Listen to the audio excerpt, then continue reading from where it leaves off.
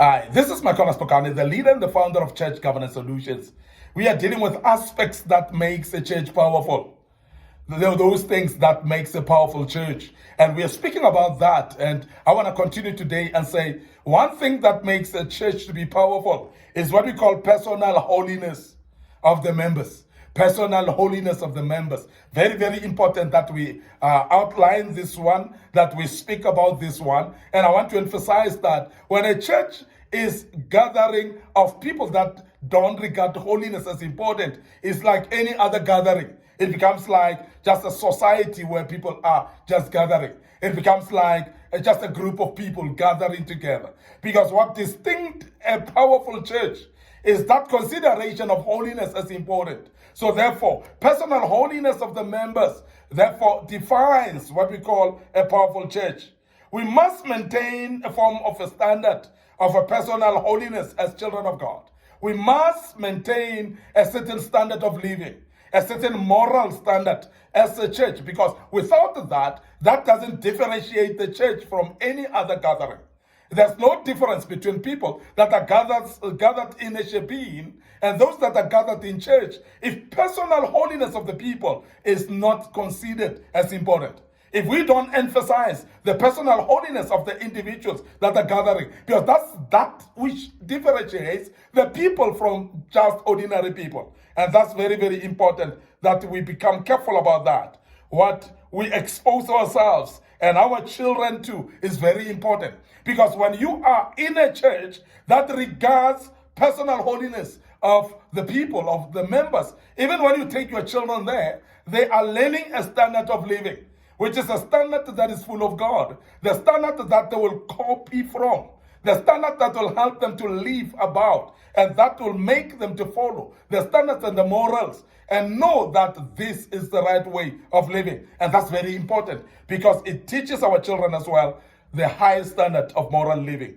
It is impossible, therefore, to watch many of the films in movies, theaters, and read thrash literature as well, books that are deviating, and have wrong company of people that are not living for God, and also listening to wrong music, and yet just call yourself a Christian, and yet call yourself a very high caliber Christian, because all these things pollute you.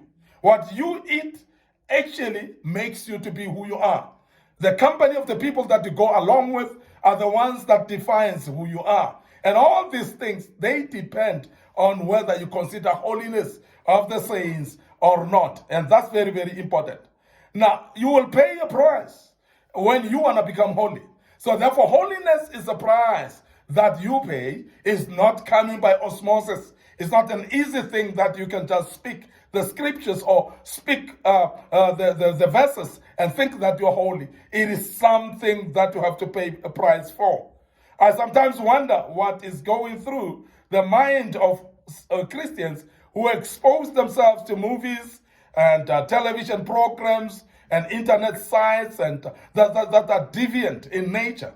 Those things that pollute the mind, and some publications that are propagating lies and deception in the lives of the people. Those things that propagate immorality in lives of Christians, but yet people follow those and they find that not to be wrong. Because holiness is not easy. Therefore, you need to pay a price by actually taking yourself and set yourself apart away from those things, and then your morality shall be improved. And therefore, you'll become a better person. It's very, very important that you run away from unbiblical systems, things that are not godly at all, environments that pollute you. Run away from that if you have to consider what we call personal holiness of the people. Now, we dare not lower our standards as children of God. Don't just be anywhere at any given time. Be careful of who you fellowship with. Be careful of the lifestyle that you take, the people that you're closer to, the things that you're closer to, because the world can pollute you as a child of God. Therefore, when you are considering holiness, you consider all environments around you, the people around you, the behavior, and so on. It becomes very important to consider those, because that defines whether you become holy or not. Our society is dictating things, and most of the time we tolerate that. Most of the time we find ourselves in situations like that, and we don't see something wrong. So a Christian that is considering holiness, you will actually walk away from some of the behaviors that you were associated with, things that were not spoken of except in hushed whispers of many people gathering together, whispering or gossiping about people rather. And that is not an environment where you want to find yourself. So it is very important that you considering to live holy, you're considering to follow the steps of the word of God, and make sure that you do things that the Bible speaks about and teaches. It is very important that you look at the book of 2 Corinthians chapter 7, verse 1. It says, therefore, having these promises, beloved, let us cleanse ourselves from all defilement of the flesh and spirit, perfecting holiness in the fear of God.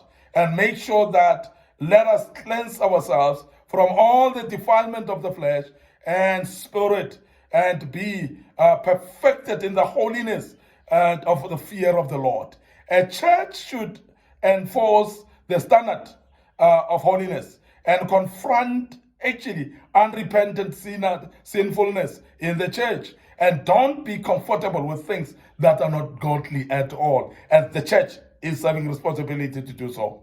The book of Matthew chapter 18 verse 15 to 17, it speaks about, it says, that's why we implement church discipline in every single church of Christians, whereby people must be disciplined if they don't want to live for God. Now, this is very important that we emphasize that discipline should be very key in our churches, because holiness becomes very, very key.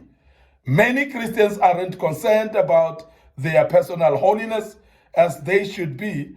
Where are you in terms of holiness as an individual today?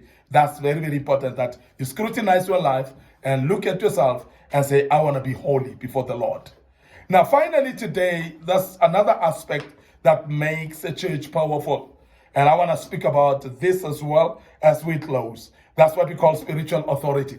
Now, spiritual authority, very, very important as well. That if you are, as a child of God, to see your church as powerful, as a pastor, to see your church as powerful, we must regard what we call spiritual authority as very, very important. And a church that doesn't regard spiritual authority will not grow strong, will not be powerful at all. And it's a component that belongs in the skeletal structure of any church as well, what we call spiritual authority. Very, very important. A church must understand that Christ is the head, as it is said in the book of Ephesians chapter 1, verse 22, and chapter 4, verse 15 as well, and that he mediates his rule in the church through godly elders. He mediates his rule, in the church through godly elders, through godly leaders. Very, very important. The book of 1 Thessalonians chapter 5, if you read verse 13 and 14, and you can actually look at the book of Hebrews as well, chapter 13, if you read verse 7, and also maybe look at verse 17 as well, it will speak about spirituality as a high authority that we need to follow. Spiritual authority, very, very important. Now, the book of Hebrews chapter 13, verse 17 says, to submit to those over you in the Lord, for they keep watch over your souls. This speaks about submission of members of a church to their pastors, to their leaders, to their spiritual leaders as well. So when we speak about spiritual authority, we speak about honoring those that are your authority, honoring those that are your leaders, and submit to them, respect them. And sometimes the very same pastor of yours might look like he doesn't know much more than you know. And that's very, very important that you still honor authority spiritually. Even though your pastor may look like he's not educated like you, he's not rich like you, he doesn't seem to be clever like you according to yourself. And I want to emphasize that he's the spiritual authority that God has put. So honor those that are in spiritual authority. That's very, very important that we emphasize that. And we're living in a world where people don't honor spiritual authority at all. They don't honor their pastors. They don't honor their leaders. They don't follow their example as well. And we have seen people that undermine their leaders in their churches as well. And that cannot be acceptable in the church of the living God. We have many leaders in our churches. I'm